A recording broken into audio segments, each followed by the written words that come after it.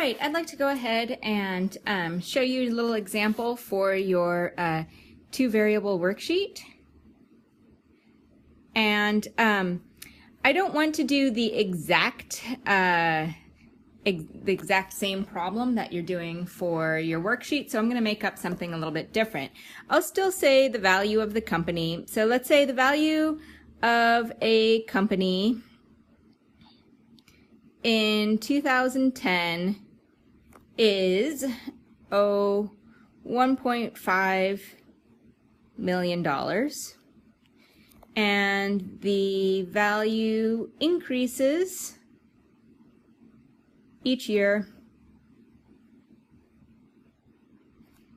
by I don't know, we'll say it increases a lot every year. So it increases each year by 2 million. So a couple ways to think about this. So we have year 0, year 1, year 2, that's all I can fit on the page.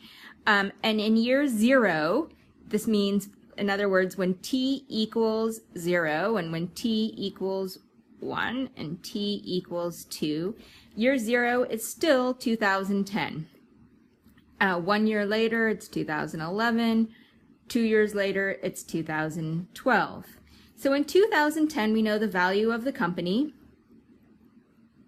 which we'll call V of t, because it's the value based on time t.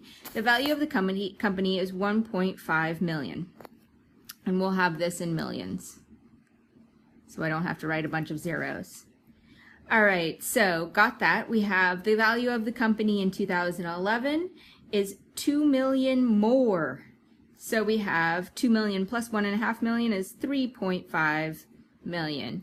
All right, next year it's going to be 5.5 million. So if I make a t-chart here with t and V of t, this is in millions of dollars.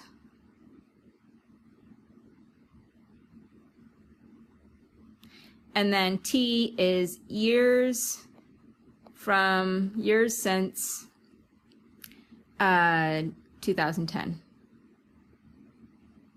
So I'm not going to go backwards because that doesn't necessarily make sense, but I'll go forwards. We've already done this. This is 1.5, and then a year later it's 3.5, and then a year later it's 5.5, because it tells me that it increases by 2 million every year. So that makes sense. I'm adding 2 million every year. Now, if I wanted to graph this, notice I'm only doing the first quadrant because I'm going to start out with t is equal to 0, and then I have 1, 2, 3, 4, 5, 1, 2, 3, 4, 5, and I go from 1.5 to 11.5 on the y-axis. This is my function, my value as a function of time, and I'm going to do, let's see, 1, 2, 3, 4, 5, 6, 7. I've got to go back. I need to make them a little smaller.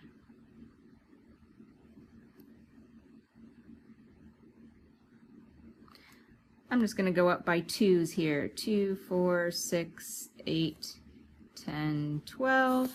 Okay, so let me plot a couple of points. In year 1,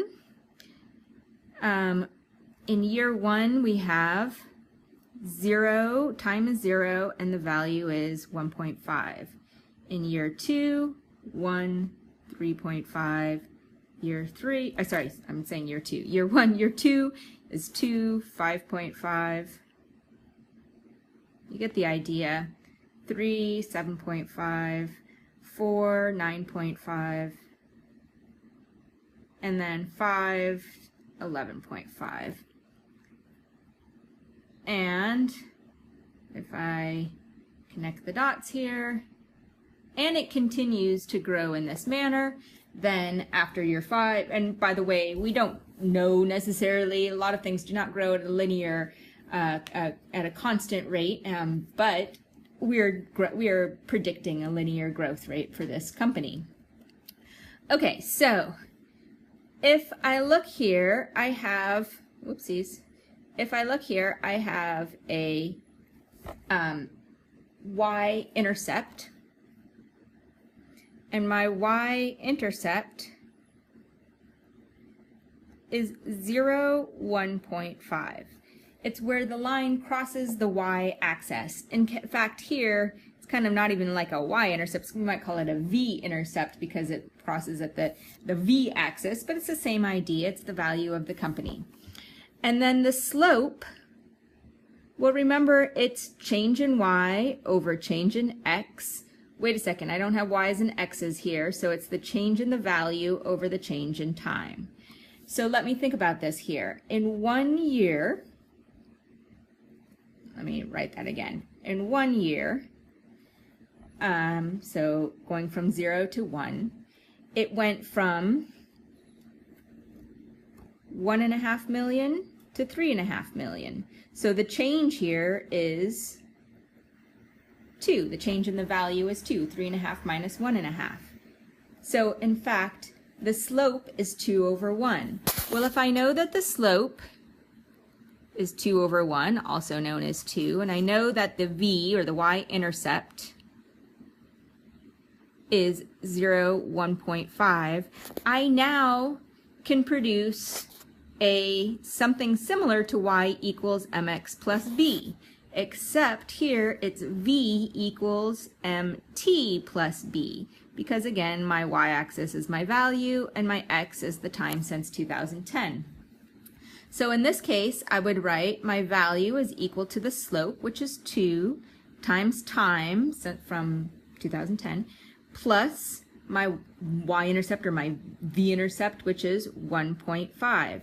Here, I have a,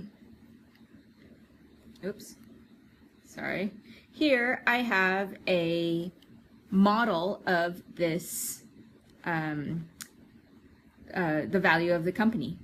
And if you would rather write it as y equals 2x plus 1.5, you may be more comfortable having y and x and having something that looks like this. But it's the same idea. We're just exchanging v and t for y and x.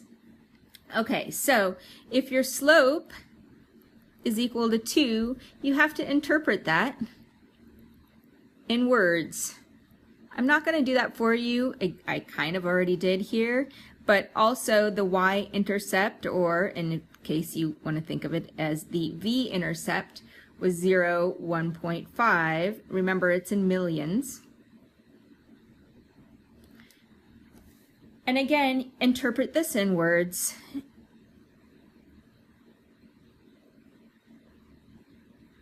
And I'm not trying to trick you or anything on your on the worksheet, so just do your best to interpret it in your words and answer the questions as best you can.